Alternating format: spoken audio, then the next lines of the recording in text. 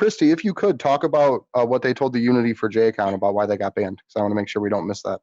This might be the first time that we've really gotten to go in depth into this, because we were waiting. We wanted to wait to see if Twitter was going to give us some details or examples. Would have been nice. So there's 3 or 4 points in our very generic email that we received from Twitter before we were reinstated.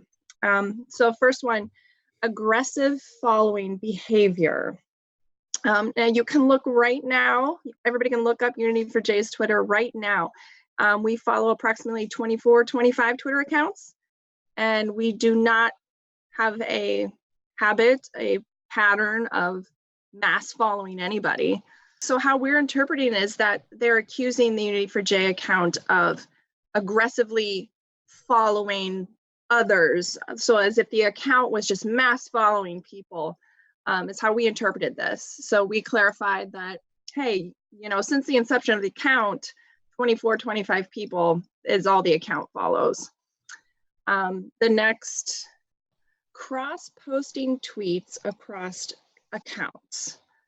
Our reply back to that was cross-skilled admins of our Twitter teams. So to clarify, preface this, we have the Unity4J main account, and we also have a Unity4J in multiple different languages. These accounts don't post quite as often as the main Unity4J account, but they are there to help spread globally in different languages. And our reply back was that at times they do translate our tweets for their own accounts, for basically our sister non-English speaking accounts. And as far as, again, cross-posting seems very vague. We, as an account, Unity4J, retweets our followers, and we retweet relevant posts to our followers so that to help our followers see breaking news, see events and rallies around the world that are being live tweeted, anything like pretty normal functional things that Twitter allows. That's what you're supposed to do on Twitter. You're supposed to retweet. Mass creation of accounts with overlapping use. Again, there were no new creation of Unity4J accounts. They were all initially started in April of 2018, so there hasn't been any new creation of any Unity4J accounts recently. Managing serial bulk accounts with automated application. So we do use one application, and all of our original content tweets are scheduled through that application, and that's the only one we use. Our admin team is scheduling for the Unity4J main account. And like I mentioned, we have the sister non-English speaking accounts that they might do some scheduling here and there. They're not as high traffic. They don't have as many followers. So we don't use a lot of automated application. A lot of it is people behind the screen retweeting and creating. There's 2 people, myself and another admin, who create and take hours to schedule these tweets for the Unity4J account. So yeah, a lot of this email, what they were concerned and accusing our account of, we don't do. Like, I was waiting for a thing in there where they were like, it seemed like you guys wanted people to follow your account. That's very suspicious behavior. Going on a social media platform and wanting other people to follow you. This is, yeah, no, I was thinking like some of those things too that Andrew brought up, because I schedule out tweets all the time. I, you know, I tour a lot. I want people to know when I'm coming to their town and where they can get tickets. So I schedule out tweets to go out throughout the week, and I schedule them at different times on different hours, on different days, because I want people to come to the shows.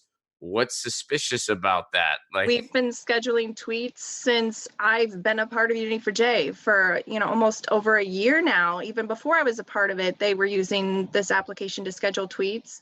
And funny thing about gaining followers, when we came back online, when our account was restored, I think we're up over 1,000 new followers. So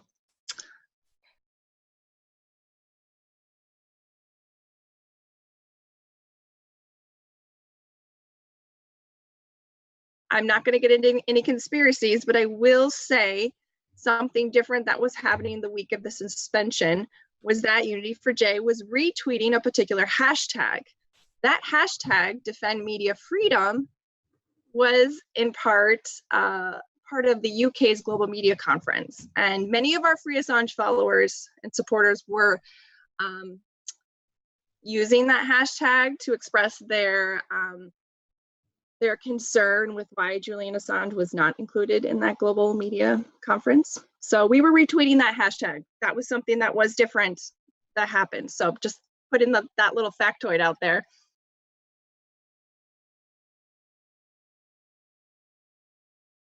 Luckily, we had those non-English speaking accounts. So what we did, we moved over to the Unity4J, the German account, for a few days while we were waiting to get restored. We used my personal account for a while, and then we got our team over onto the Unity4J. So we at least were able to stay on Twitter and try to keep pushing out our content, and especially the events and the rallies that were happening over that course of that week they lost that amplification. We have a small following, and in the terms of Twitter, we had around 10,000 followers. Now we're up over 11,000. But it is still a big part of the Free Assange movement to help amplify activists on the ground.